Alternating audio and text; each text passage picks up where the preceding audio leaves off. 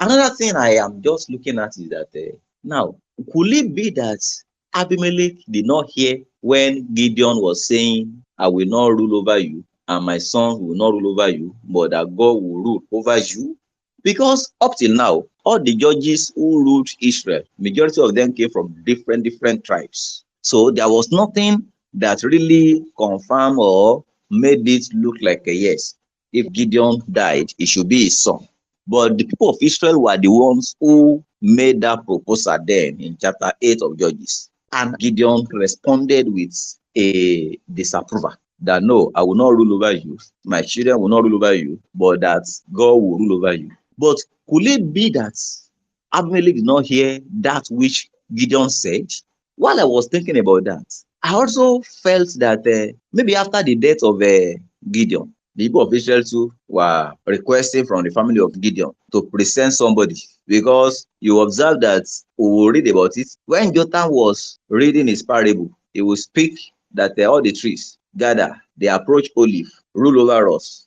Olive said no. This suggests to me that most likely that after the death of Gideon, the leaders of Israel were approaching the sons of Gideon one by one. The leaders, they were approaching them one by one. Come and rule us, come and rule us. And those ones who had understanding of what Gideon had said, they declined. They said, no, we won't rule over you. Let God rule over you so we can face our whole purpose. But Abimelech here, maybe he didn't hear. And I also want to say that could it also be that Gideon did not shout enough? Could it be that Gideon did not talk about it sufficiently for Abimelech to know? Could it be that Gideon was just talking to himself and did not make it known to the people in public?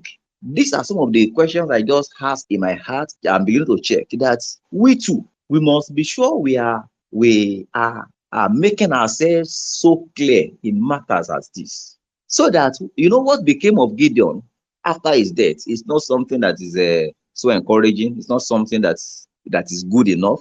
It's something that could be, why will this happen after you judge Israel for 40 years? Now, what am I talking about? Bros, is that there are things we need to make right while we yet live.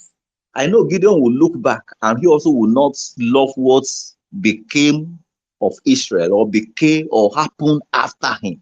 He will not want it. I know he will look back and say, what? He won't like it. But maybe he did not deal with it decisively. Do you know it's possible that a founder will die and we also will consider his son to be the next of kin, as we are beginning to have in the in the church today?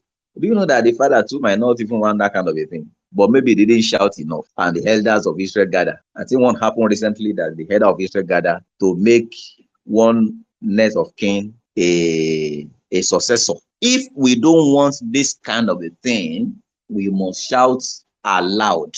And I'm speaking this to all of us. If we don't want that kind of a thing to happen, then let us make sufficient noise so that what happened to Gideon and his family and in Israel will not repeat itself. So it is very important when we occupy positions, we occupy offices, and we don't wish this kind of a thing to happen. Let us make noise about it.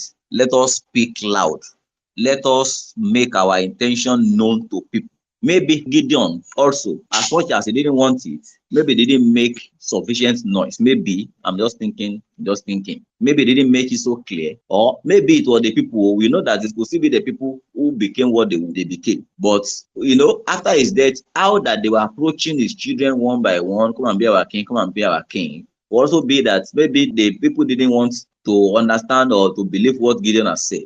But I'm also telling Gideon, if Gideon will also be justified, let Gideon make sufficient noise to convince people about what he's saying.